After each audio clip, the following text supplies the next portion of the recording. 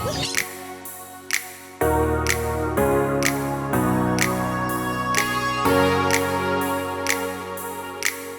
this video, I want to review our first year of homeschooling and what curriculum we used, what our days looked like, what adjustments we made, tips for those who are thinking of going into homeschooling, what we're going to do going forward.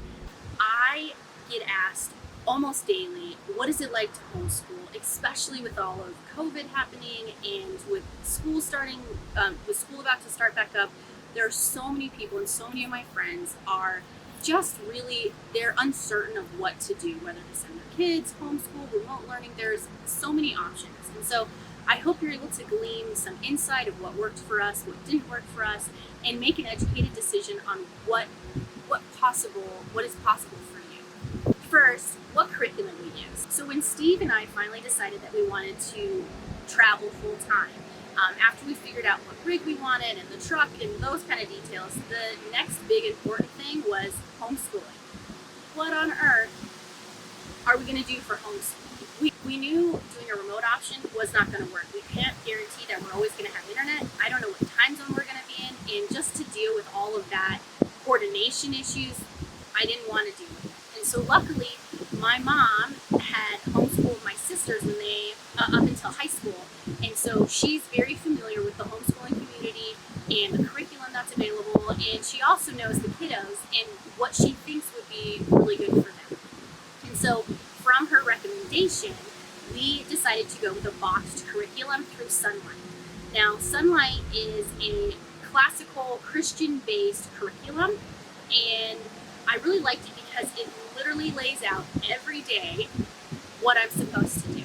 So Bible, history, math, science, language arts, handwriting, phonics, all of it is pre-laid out. All the books come with it, all of the worksheets, all of the things you need to do the science experiments come with it.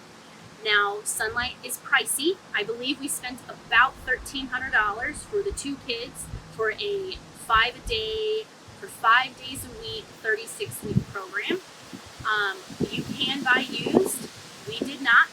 Being a first-time homeschooler, I didn't even know where to look. I just wanted something simple and easy, and I was willing to pay whatever it costs to for that convenience. Living in an RV and traveling, I couldn't dedicate a whole room to homeschooling. I also couldn't go overboard and try to decorate it like a classroom would be. And so I actually think that was helpful. It made me really focus in on what are the key things that we need to make homeschooling work. And so in our rig, we have a bookshelf where all the books belong. And then I bought one of those plastic containers that has the 3 drawers. And so I was able to store all the math pieces, any school items that I specifically need, extra pens and pencils, all that type of stuff. And so we have that. And then in our pantry on the very top shelf is where we keep our books that we would use on a daily basis. And so that's how I organized. Each kid had a pencil box. So they'd have their crayons and their markers and everything in there. And they'd pull those out every day. So that was really all we had set up for our homeschooling days. We would typically do our lessons at the dinette, on the couch, cuddled up. We would do it outside in the shade or on the picnic bench. Sometimes we would do it in the car. So it really just depended what we were doing and where we were going to really get that laid out. So what did our days look like? We typically did class 4 days a week, and then we'd have a field trip one day. So we typically went from 8 a.m. to 12. We would always hit the 4 major subjects, and then we would rotate between history and science on alternating days. So we would do Bible, language arts, math, and read-alongs every day. And then we would do history on Mondays and Wednesdays, and science Tuesday, Thursdays. And then we also added in typing the second semester, and that was on the computer, so the kids were very good about letting me know when they wanted to do typing, and generally it was twice a week, and it worked out pretty well. Our field trips it really depended where we were in the country. We've done the Georgia Aquarium, the Houston Space Center, we've gone on hikes, we've went and looked at leaves around the lake, we've gone to zoos, we went to Disney World. we've done pretty much anything you can think of for field trips. Some of the adjustments we've made a lot. So the first thing we did is about 2 months in, the kids were getting frustrated looking at each other across the table. And so we had bought a poster board that has the 3 sides, and then they would set those up as like a border between the two, so they didn't have to look at each other all the time. So that was very helpful. Another adjustment we did is added dice day. So on Thursdays, which is usually where we struggle the most because it's the end of the week and kids are getting tired of school, and so we did dice day. So I bought a dice that's about this big, and you can write on it with markers, and we would write the subjects on it, and so we would roll our subjects for the day, and that was very helpful. So if we rolled language arts or like reading, we would do reading first instead of going into history.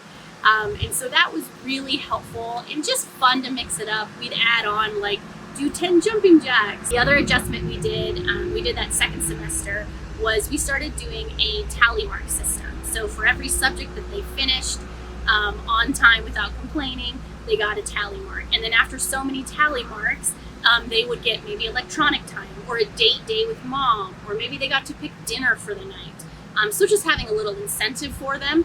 I would recommend not starting with that to start with, because second semester tends to be a little bit harder than first semester. And so you need to kind of keep things in your pocket to help keep them motivated going down the line. So that was a tip from my mom. Another adjustment we did, Steve ended up being dubbed the principal, and he had to come in a few times, or I would send a kid to him sometimes just for a change of scenery, or if they needed help with something and I was working with the other kiddo. And so that was really helpful to have that support from him. And it didn't require a lot on his end other than just being an extra body to help just support me. I've also called in my mom a few times. Just maybe they're not listening, and so phone calls with grandparents were helpful as well, just to bring your support system around you and help you not feel like you're the only one doing it. It gives you a break, and it gives the kiddos a break too. So my tips for first year homeschoolers, I have a few. So the first one is buy a boxed curriculum. Unless you're already a teacher, I think it is the easiest thing to follow. It lets you learn pretty quick what you like, what you don't like, how your kids learn. So I think it's important. This first year is kind of a discovery year, and it's very helpful to not put all that stress on yourself to have to come up with everything and lesson plan, and it just becomes overwhelming. So buying a boxed curriculum is helpful. Second tip, and I think this is like the most important thing, give yourself grace. Give your kids grace. If you're coming from being in school to homeschooling, it's different. Our first month sucked. It was hard. There was tears on both sides, and it was such an adjustment, and you have to give yourself grace. You have to give your kids the grace. They don't know what it's like. You don't know what it's like. It's like the blind leading the blind. It takes time to figure it out, and if you have a bad day, it's okay. It doesn't mean homeschooling is bad. It doesn't mean your kids are bad. It doesn't mean you are bad. You have to have that understanding that it's not always going to be perfect. Another tip for homeschoolers or first-time homeschoolers, and I already hit on it, bring in your support system. If you need to call grandma for the extra support, you need to have your husband help out a little bit, reach out, get the help needed. Take days off if you need it. If you feel you need it, or even just if the weather's nice out and you want to go to the park all day, go do it. That's the glory of homeschooling. You have the flexibility. I'm going to share a story real quick that I think you'll appreciate. So our kids got head lice. I don't know where they got it. We found out on a Friday night right before the kids went to bed, and our whole weekend was shot. We had plans to go hang out and have fun, and it just completely demolished our weekend. We spent hours combing through hair and brushing hair. Nobody went outside. Like, the whole weekend was shot. And Monday rolled around, and I declared, I was like, we're not doing school today. I'm not doing it. The kids aren't interested in it, we're going to go have some fun. And so that's what we did. We took the day off. We had our mental health day. We went and we played. We continued to comb for lice. And on Tuesday, when we went back into school, we all were fresh and relaxed. Note that everything counts as homeschool. If your kiddo wants to help you bake a cake and you talk about measurements and they help pour it out and mix it and they watch it bake and they're learning to ice and things like that, that all counts as homeschooling. If your kid's in a sport or they do music lessons, that counts as homeschooling. Going on field trips counts as homeschooling. All of that counts. You're learning, or you're teaching, and your kids are learning all the time. And so everything counts. You don't have to be so rigid about what you're teaching in the lesson plans as well. So my last tip for homeschoolers is you can use resources outside of yourself. So I had already talked about like bringing in your support system. Well, you can also do like outschool.com. So that website is awesome. They have classes that do foreign language. They talk about Minecraft. They arts and crafts, like doing things for your health. They have like so many classes and they're cheap. The classes last between one time up to repetitive for months and months and months. And so there is a whole gamut of classes available on outschool.com, and it's like $6 a class, $10 a class. It's not going to break the bank, and it gives you as a parent a little bit of flexibility to step off and let your kid learn with somebody else, which is kind of nice too. So change is going forward. So we're going to do Apologia for science. I had read just some really good reviews about it. We're going to do a whole year on physics and chemistry. So pretty excited about that. Different types of science experiments. So that one should be really cool. And then we're going to do Abeka for Bible and history.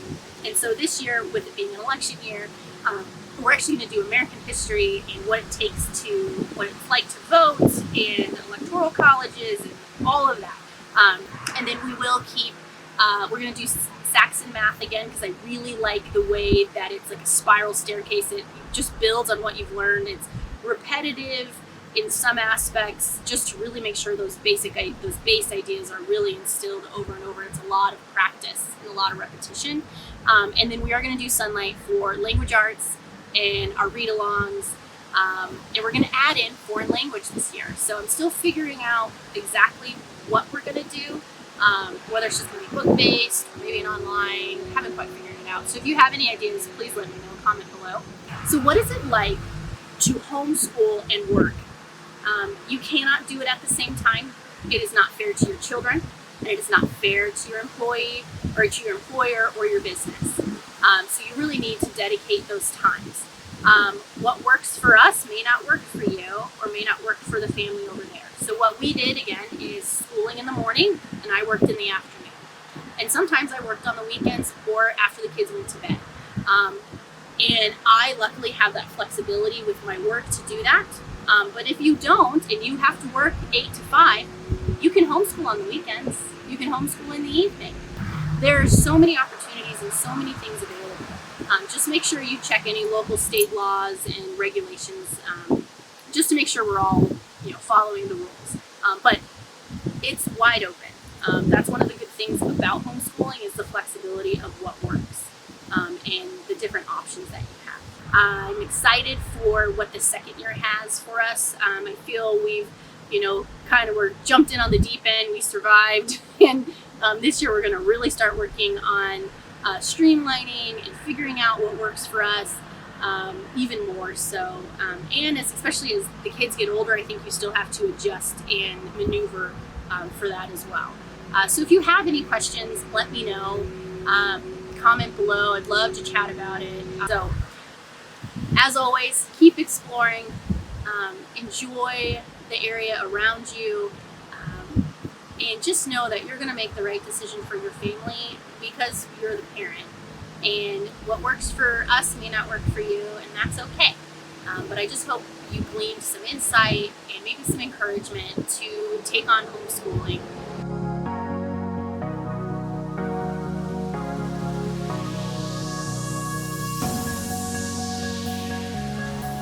Homeschooling at its finest.